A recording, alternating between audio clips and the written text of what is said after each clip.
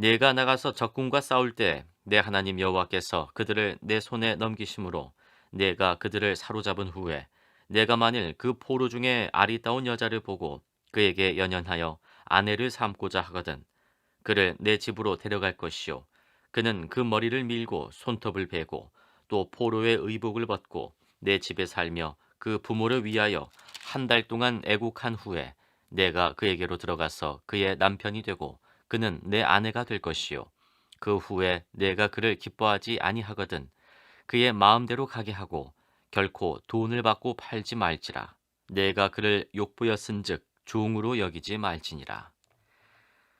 어떤 사람이 두 아내를 두었는데 하나는 사랑을 받고 하나는 미움을 받다가 그 사랑을 받는 자와 미움을 받는 자가 둘 다 아들을 낳았다 하자.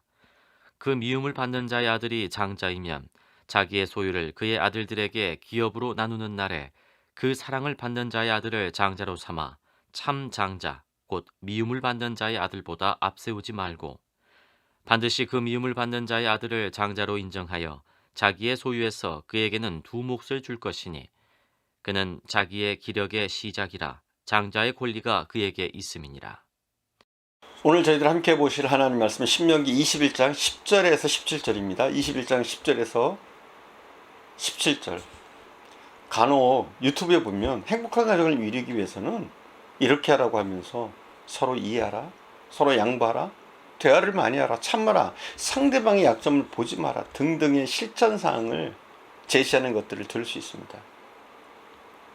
결국 내 가정의 행복을 위해서는 이해하려고 하고 양보하려고 하고 참아라는 것인데 아무리 참고 이해하고 양보했다고 하더라도 그것이 자신의 인내와 의지에 의해서 억눌려진 감정에 지나지 않는다면 과연 행복이 존재할까요? 그래서 저는 내 가정을 행복하게 만들려고 하지 말라는 말씀을 드리고 싶습니다. 그러나 이 말 역시 가정이 행복해져서는 안 된다는 말이 아닙니다. 다만 내 힘과 의지를 가지고 행복한 가정을 만들려고 한다면 없는 웃음을 만들어내야 하고 억지로 참아야 하고 억지로 양보해야 하는 결과가 생기기 때문에 결국 이것은 불행의 실을 점점 키우는 것이지 결코 행복은 아니라는 그런 뜻입니다. 하나님이 우리에게 가정을 갖게 하신 것은 행복한 가정을 이루어서 다른 사람에게 신자로서의 본을 보이면서 살아가라는 뜻이 아닙니다. 즉 우리의 행복의 목적을 두고 가정을 이루신 것이 아니라는 것을 우리는 알아야 됩니다. 행복한 가정은 기독교가 아닌 다른 종교에서도 말하는 것이고 그들도 얼마든지 행복한 모습을 보이며 살아가고 있습니다. 따라서 성도는 가정의 행복이 기독교의 목적이 아님을 알아야 합니다. 다시 말하지만 그렇다고 해서 불행하게 살아야 된다는 것은 아닙니다. 다만 가정의 행복을 우선으로 삼지 말고 하나님이 기뻐하시는 가정을 세우는 것을 최우선으로 해야 한다는 겁니다. 만약 가정의 행복을 최우선순위에 두면 결국 성경을 볼 때도 자기 가정의 행복을 위해서 보게 되고 설교를 들을 때에도 저렇게 하면 내 가정이 행복해질 수 있겠구나 이런 관점으로 보게 된다는 것을 우리는 알아야 됩니다. 성도가 생각해야 하는 가정은 행복한 가정이 아니라 하나님의 뜻이 이루어지는 십자가의 정신이 살아있는 가정인 겁니다. 성도가 생각해야 하는 가정은 행복한 가정이 아니라 하나님의 뜻이 이루어지는 십자가의 정신이 살아있는 가정인 것입니다. 본문은 이스라엘이 전쟁을 했을 때 하나님이 그들을 이스라엘 손에 붙이심으로 승리를 하고 그들을 사로잡은 후에 포로 중에 아름다운 여자가 있어서 그를 아내로 삼고자 할 때의 규례에 대해서 말씀하고 있는 내용입니다. 여기서 우리가 이해하기 곤란한 점은 포로는 곧 노예이고 노예는 주인에게 있어서 한낱 재산에 지나지 않는 것으로 혹 여자 포로가 아름다워서 주인의 마음에 들었다면 그리고 아내로 삼고자 한다면 얼마든지 주인의 마음대로 아내로 삼을 수 있다는 것입니다. 그런데 하나님은 포로라고 할지라도 아내로 삼고자 할 때는 어떤 절차를 걸치라고 말씀하십니까? 절차는 다름 아니라 12절 13절의 말씀대로 머리를 밀고 손톱을 베고 포로의 의복을 벗고 그 부모를 위하여 1개월 동안 애곡한 후에 내가 그에게로 들어가서 남편이 되고 그는 내 아내가 될 것이다 라고 말씀합니다. 단지 노예에 지나지 않는, 그 당시에는 그랬어요. 단지 노예에 지나지 않는 여자를 아내로 삼을 때에 이런 번거로운 절차를 거치도록 하시는 데는 분명한 이유가 있습니다. 즉 남자가 어떤 여자가 마음에 들어서 그 여자를 자기 아내로 맞아들이는 것을 단지 남자와 여자가 만나는 결혼으로만 보지 말라는 겁니다. 결혼까지도 하나님의 구원의 관점에서 바라보고 생각하라는 의도가 이 말씀에는, 이 규례에는 있는 겁니다. 포로가 주인의 부인이 된다는 것은 한마디로 신분이 달라지는 것을 의미합니다. 종의 신분을 벗고 주인과 동등한 신분으로 팔받고 마는 겁니다. 포로된 신분으로서 주인의 사랑을 받는 은혜를 입는 것입니다. 그리고 주인과 결혼하기 위해서는 머리를 밀고 손톱을 베라고 합니다. 머리를 밀거나 손톱을 베는 것은 결례의식, 즉 깨끗게 하는 의식을 말합니다.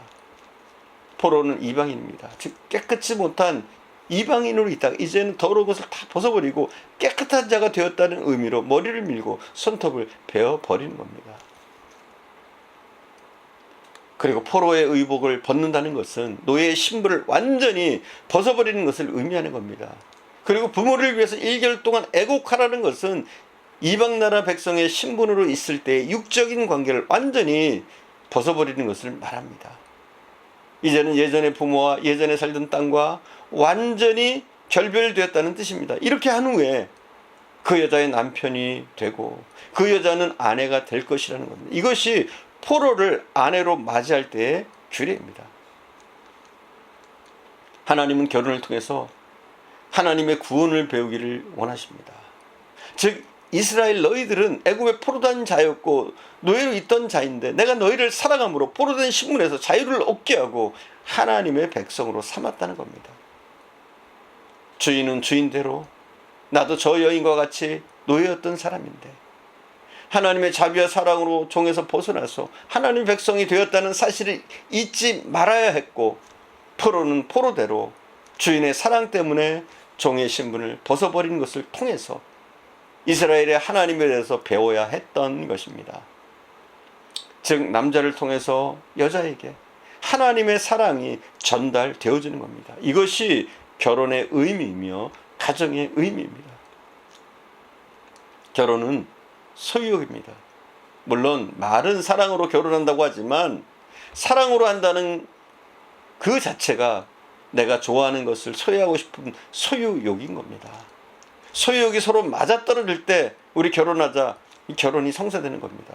때문에 결혼 그 자체 커다란 의미를 두게 되면 결혼에 대한 성경적인 의미를 상실하게 된다는 것을 우리는 알아야 합니다.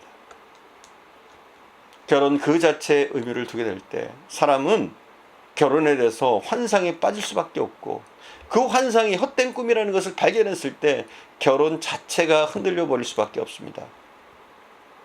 요즘 결혼한 후 얼마 되지 않아서 이혼하는 사례가 급증하고 있는 이유도 결혼에 대한 환상이 깨어지는 데서 오는 결과임을 부인할 수가 없습니다. 본문에 보면 이스라엘에게 있어서 결혼하고 이혼하는 모든 문제까지 단순한 남녀 간의 관계가 아닌 하나님의 구원의 흔적을 발견하는 기회였습니다.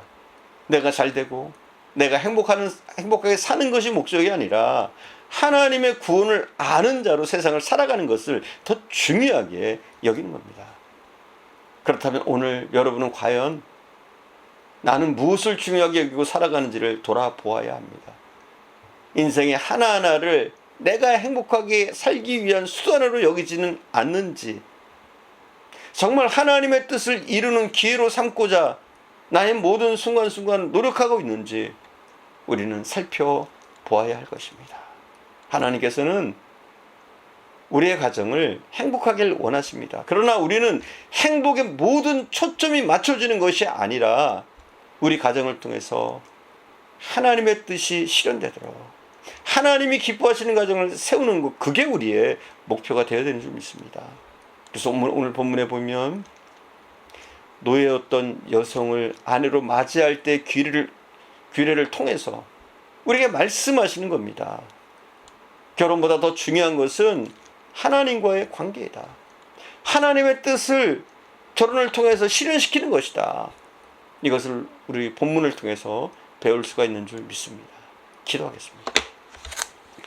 사랑하는 주님, 하나님이 우리에게 가정을 주신 것은 나 혼자만 잘 먹고 잘 살고 행복하기 위한 것이 아니라 우리 가정을 향하신 하나님의 뜻이 있어서인 줄 믿습니다. 하나님, 우리 가정을 정말 믿음의 가정으로 세우게 하시고 하나님이 기뻐하시는 그런 가정으로 세우는 것을 우리의 가정의 목표로 삼게 하시며 우리 자녀를 잘 양육하게 하시고 믿음으로 남편을 보필하고 믿음으로 아내를 사랑하며 우리의 가정을 하나님이 기뻐하시는 예배하는 가정, 하나님의 뜻을 이 땅에서 실현하는 가정으로 세울 수 있도록 은혜를 내려주옵소서.